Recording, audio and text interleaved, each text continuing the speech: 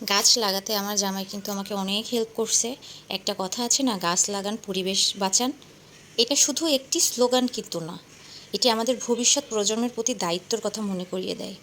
আমার প্রথম গাছ লাগানোর মাথায় আসে আমার মেয়ের জন্য। যেহেতু শহরে বড় হচ্ছে, মাটি গাছের সাথে কোনো স্পর্শ কিন্তু ওর নাই। ও জানেই না যে মাটির যে গন্ধ, মাটির যে একটা শান্তি, এই জিনিসটা কিন্তু শহরের বাচ্চারা ফিল করতে পারে না। সেই কারণেই কিন্তু আমার গাছ লাগানোর উদ্যোগটা আরও বেশি হয়েছে। এখন মেয়েও গাছ খুব পছন্দ করে, পানি দিতে চায়, মাটি ধরে, এটা আমার ভীষণ ভালো লাগে।